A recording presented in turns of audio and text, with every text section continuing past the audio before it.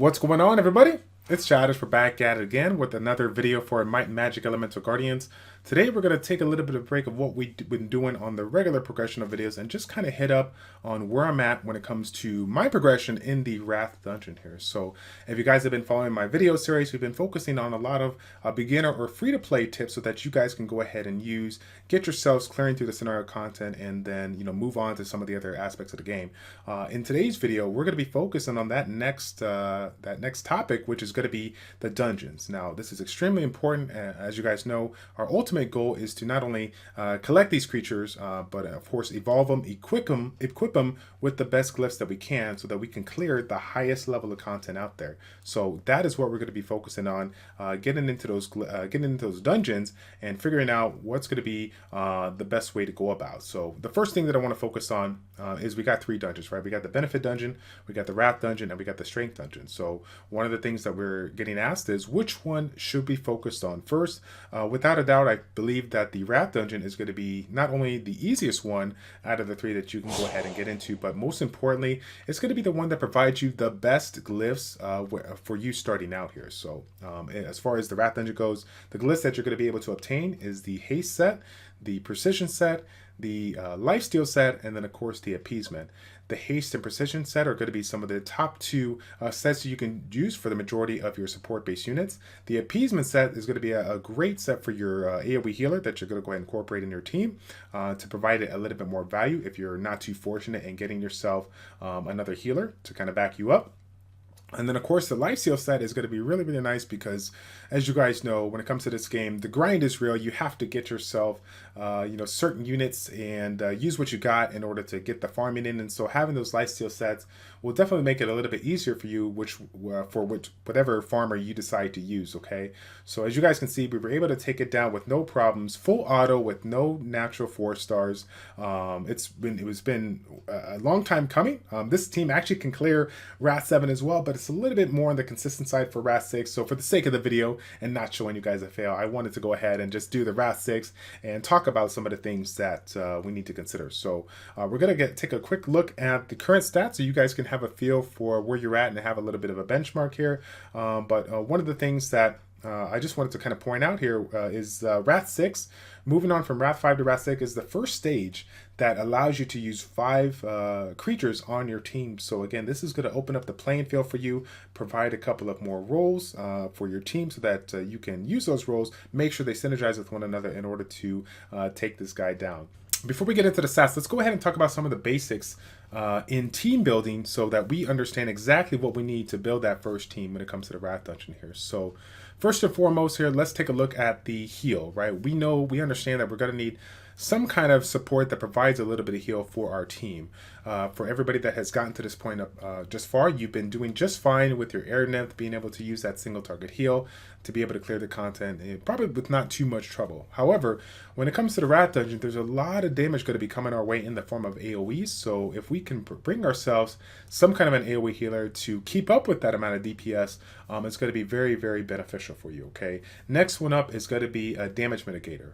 While the AoE heal is obviously nice, again, we're at a position where we don't have a lot of skill ups early on in the game. So while we're going to have a nice heal, we're going to have that high amount of cooldown time, and in between that, we're going to need some form of damage mitigation in order to combat the DPS that is coming at us until we have our heal up, okay? So that's going to be extremely important. The next one being debuffer. Now, debuffer, I know it sounds kind of crazy because it seems like, yeah, that's kind of like understood, right? Common sense. Well, I think in this particular game, it means more than you can even imagine when it comes to not only just providing the right harmful effects, but having the consistency blended in between the units that you're providing, making sure that there's certain ones, whether it's a slow debuff or an attack break, that you have a little bit extra so that while your abilities are on cooldown, you could still keep that boss or the mini boss's damage reduction relatively low here. So those are going to be the 3 things to focus on, and then of course that some type of damage provided for that last spot there. And obviously we've been talking about it quite a bit on the channel. I think the best type of PvE damage is going to be the poisoner. Okay, so now that's what we're using as the foundation for Wrath 1 to Wrath 5 because we have 4 slots. But moving on to Wrath 6, we're going to open up a particular slot, and so I think this is going to to be, while we're going to look at my 5 units, I think this is going to be very, very dependent upon your current units that you have and the roles that they fill.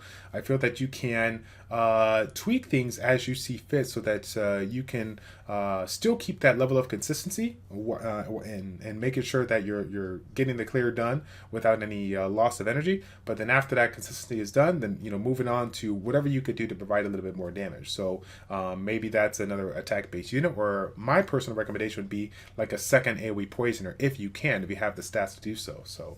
But yeah, let's go ahead and get into the stats here. The first one I want to look at for me is the Fire Arcane Bird. Now, I do want to say, just full disclosure here, this team, the units that I'm showcasing you right now, it's definitely, I have no issue when it comes to auto-clearing Wrath 6, but this can also do, can clear Wrath 7. Now, I have to target specific ads first so that I can take away the issue at hand, but these stats are a little bit higher up than what they truly need to be. Now, of course, down the road, I'm hoping to have some benchmark stats that we can make sure that we're considering when we're bringing into our teams. But again, because of the variety of units that you could be bringing into your composition, it's kind of hard to lock that down right now. So I want you guys just to use, just take it for what it's worth as far as the stats that we got going on here. So out of all the units that we're going to put a lot of emphasis on, I feel like the Water Arcane Bird is the most, because considering what we talked about in our 4 things that we need to focus on, this one is going to cover 2 roles. It's going to cover the damage mitigation. It's going to cover the debuffing aspect, okay?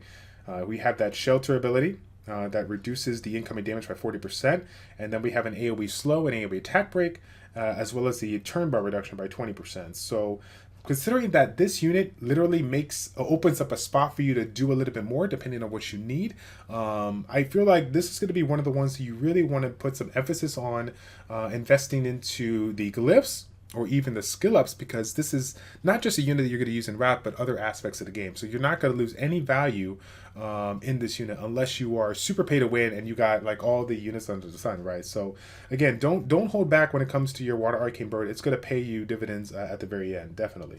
So regular stats, I'm going to say this across the board for all my units. All my units are running speeds on the top 2, and then I'm running a mixture of defense or HP on the squares, as well as the teardrops. Are they flat or are they defense? The majority of them are flat stats, with the exception of my healer. My healer has a little bit better base stats, so I get more value out of the percentage-based ones. But for the most part here, it's just providing a nice mixture of stats to keep you alive. But of course, still consider that value of speed so that you can make sure that you're while you're providing those debuffs to slow down the opponent, you get yourself some more additional turns, not just by means of like a speed buff per se, but also just your natural speed that you're bringing because of the fact that you're focused on turn advantage here, okay? Now, next one that we'll take a look at, we'll look at my AoE healer, the Earth Nymph. Now, again, stats are a little bit high on here. When I cleared Wrath 6 for the first time manual, I probably had about 525 defense and about 11k HP. So I was able to do it with obviously a lot less stats here. The attack and whatnot doesn't really mean anything. The speed, the majority of my units were running 110 speed. So some of these you see that are like now 120 across the board. All of them were right around 110, 120. Sorry, yeah, 110 was the speed, and they were doing pretty good. Again, for her, it's going to be a little bit different. Instead of going mixing up a little bit of flat defense, I went on the side of HP because I just felt that I needed to make sure that she was really tanky, because I feel like there's certain units that they may die away and basically you could still finish the run, whereas once you lose the healer, there's nothing you could do because of the mechanic on the Wrath stage. So some of them provide a shield that mitigates or provides like a shield for a certain amount of damage. So if you don't have the heal to stay alive to keep your units at bay, then there's nothing really you could do when you lose your healer, okay? Now let's go ahead. Well, I guess just to kind of reiterate here, we're back at it with the appeasement set here, focusing on the units that we're talking about, all the support-based units. We're going to be spending a lot of time providing those haste sets and the precision sets for them. So because that is happening, we want to consider using appeasement for this unit, especially if you're running a solo healer. This is going to provide you a little bit more value, and so being able to take advantage of it when you do get those glyphs is going to be really beneficial for you, okay? For the next slot that we were using, we had, I'm going to go ahead and showcase the Air Unicorn. Now the Air Unicorn for me was a pretty instrumental unit moving in from Wrath 6 transitioning to Wrath 7. Because Wrath 7 is going to have an ad that provides a hit point disturb, not allowing you to heal. So it was without a doubt an easy choice for me to incorporate him in my team. That being said, for Wrath 6, he still provides a decent amount of benefit because of his second skill that blocks beneficial effects for 2 turns. The Wrath 6 boss, you're going to understand that he's going to have a passive that provides him beneficial effects, and so being able to lock that down so that your poisons could go straight through and not try to bleed through the shield is really nice. So if you have this unit, definitely incorporate him. Again, haste and precision is going to be the way to go, because even though this is just a cleanse, this skill is actually pretty important, and the fact that it's on a 3-turn cooldown, you're going to have this ability quite a bit. So making sure you have enough accuracy to make it work for you is pretty good. Now, again, I know you guys are seeing my accuracy like, oh my god, what's going on? Again, like we said before, we're really focused on certain units that provide multiple roles, and make sure that we have our best glyphs on those ones, most notably the Water Arcane Bird. Okay. Next one for the last spot in the Wrath 1 to Wrath 5 was the Lightning Assassin. So this one here is our Poisoner. Again, the Poison giving us that fixed damage, 10% of the enemy's max HP for the rest of the ads, and then 5% versus the boss here. This just provides so much damage over time that it allows us to maintain a relatively tanky build while still being effective for your team. Okay, so obviously you guys have seen this one countless times already, providing the AoE poison, providing the slow decrease, as well as a speed bonus for her, allowing her to cycle through her abilities a little bit more. And then I got lucky with the evolve, giving us a 50% chance to poison them again.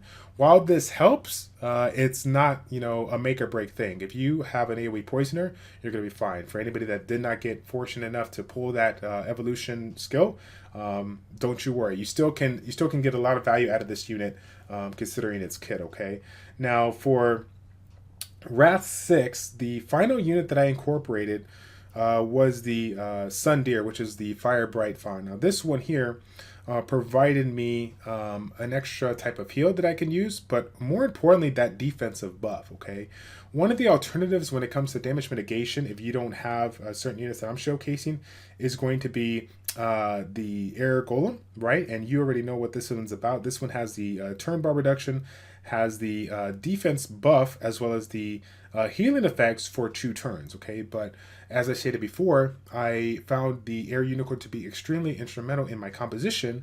The Air Unicorn already bringing a beneficial effect for healing, and in addition to some other stuff here, but because of the fact that I had that plus the damage mitigation coming from the Water Arcane Burn, I felt like this was a unit that I can set aside to incorporate a little bit more heals. And because of the fact that the other heals that I was looking at, right, the Fire Bright Dawn had the defensive buff, that even gave me more of a reason to consider using him over the Mini Golem, because ultimately, while the Mini Golem provides that sustainability by means of the damage mitigation, I still needed a little bit more heals for Wrath 7, moving on to Wrath 7 to keep it consistent, especially when I had some bad luck or RNG. That it was nice to have that second healer. Now, that is my 5 basic units that I'm using. Again, as far as the composition that you guys are going to do, it's really going to be all dependent on what you have. But as long as you focus on the big 3 there, the AoE heals, the damage mitigation, and the debuffing,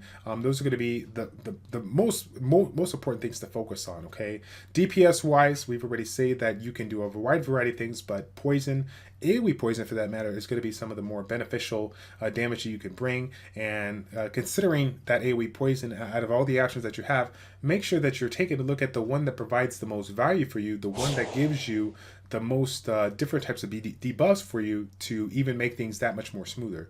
That's why I went with the Air Assassin. That speed debuff is actually pretty important, having a 2-turn speed debuff on that second skill. So again, any kind of turn advantage that I can obtain is very important. Now, keep that in mind as you're creating your team. And as always, guys, I want you, the community, to go ahead and tune in down below.